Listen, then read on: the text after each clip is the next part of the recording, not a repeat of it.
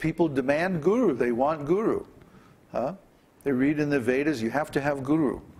You know, so they take some nonsense guru because they don't have any knowledge. They themselves are Varna Shankara, and then the guru is like the same. So the, you know, blind leading the blind. To avoid that, the best thing is to start from the beginning, the right way, and then, you know, everything goes much better. So, but we have to get over this idea that we're the enjoyers and stop imitating the pastimes of Radha and Krishna, and instead become Radha and Krishna's servants. Then that'll be very nice. So,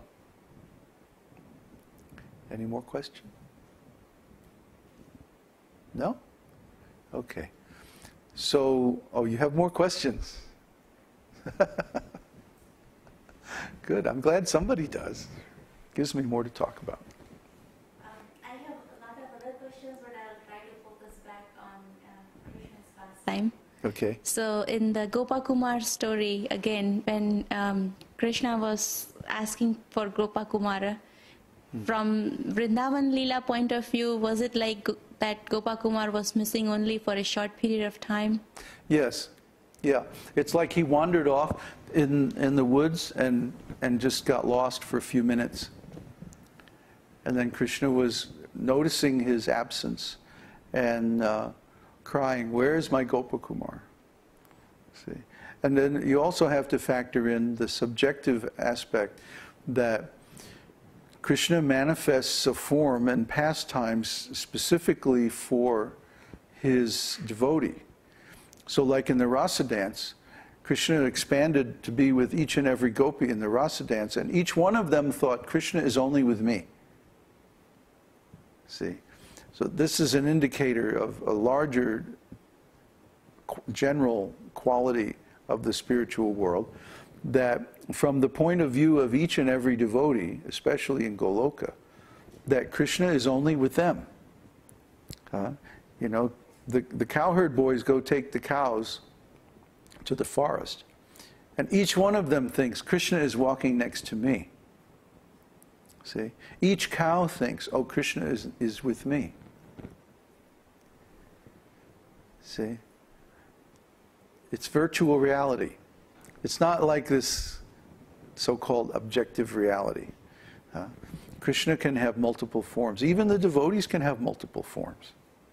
There's one incident in the Bṛhad-Bhāgavatamṛta where Gopakumar is talking with Narada in one place, and then an airplane comes and zoom, he goes off and he's in another place, and Narada is there.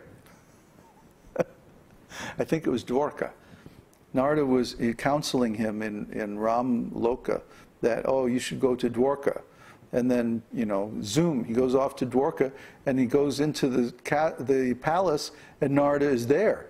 So later on he asks Narada, you know, how did you get from Ram Loka to Dwarka so quickly, you know? And Narada laughs and he says, do you think this is the only form I have? He says, I'm all over the place. And so there's another revelation about Arjuna, that Arjuna plays the role of Krishna's friend in the Krishna Leela, and then in Gaur Leela, in Chaitanya Leela, he is Ramananda Rai. Ramananda Rai is, you know, like Lord Chaitanya's intimate associate, especially in the last part of his pastimes. So because both Krishna Leela and Gaur Leela are eternal, that means Arjuna has two forms, one in each, right? And then it gets even better than that, that Arjuna is considered to be an expansion of Vishaka, the gopi, in Vrindavan, in Braja Leela. You see? So when Krishna, in other words, when Krishna comes to the material world to execute his pastimes of fighting and so on, then he brings with him some of his intimate friends from Vrindavan, even gopis, and they can appear in male forms or whatever. You see? The soul is neither male nor female. So the form, the nature of the form is determined by the pastime and the service. So when Krishna wants to fight, then some of his gopis come, the more chivalrous gopis, they come and they take male forms and they manifest like that. Grab the mic. Yeah. This is a very basic question. In our lineage, what is the expectation for women to participate in fire ceremony if they have menstruation? I don't think Prabhupada ever mentioned that. You know, I know a lot of, see, Prabhupada, our lineage in general, we don't follow the smarta principles very strictly. And the reason is that the lineage of the holy name is based on raganuga bhakti, not rules and regulations, vaidhi bhakti. So, you know, of course we don't do anything like outrageously weird, but we don't follow a lot of the little nitpicky rules either. You know, and that's simply because we don't want to exclude people based on some material consideration. We want everyone to be able to participate, you know. It's not really a big problem these days. Maybe it was more of a problem in the days, you know, when we didn't have such modern facilities and stuff. But nowadays, not so big problem.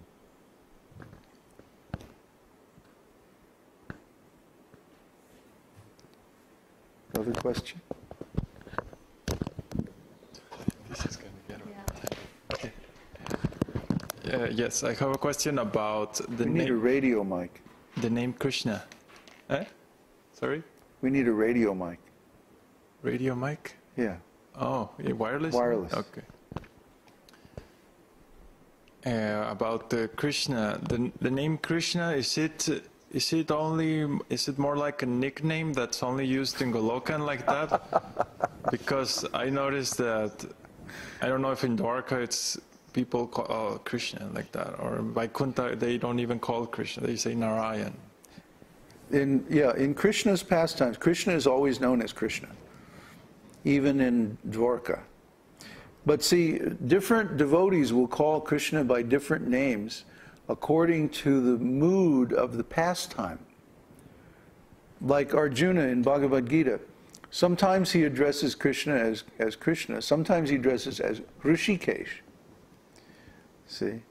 And there's, you know, Vasudeva, you know, when he's considered as his role as a member of the Vrishni dynasty, then he's addressed as Vasudev because he's the son of Vasudeva.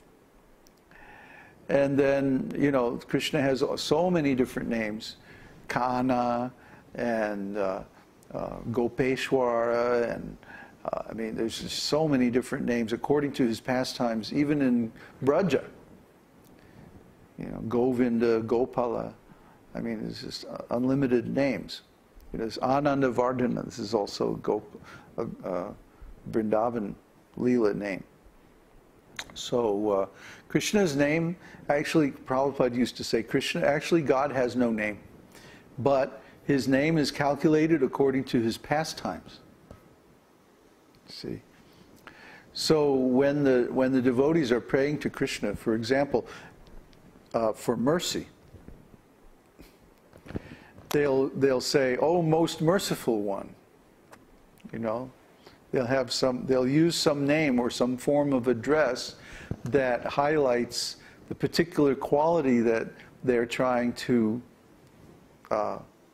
invoke. So Krishna means the reservoir of all pleasure. It's kind of an all-purpose. It's a very high name. I mean, that name that embodies all of the qualities, the 64 qualities that we discussed. Then other names are more focused on different particular qualities. Mercy or power or wealth or beauty or, you know. Shama Sundara, for example. That's more like about Krishna's beauty. But Krishna is like the general name that includes them all. I've been thinking about how is it that a devotee understands that this person is Krishna. We have several examples, like in this case of Gopakumar, who would confuse someone else for Krishna. And you mentioned then when he met Krishna, then there was this rasa. And at the same time, there's the other pastime of the gopis when Krishna shows his Narayan form, and they offer obeisances like Narayan. So what is the essential feature in which we can recognize this person is Krishna, even if the external features are not Well, same?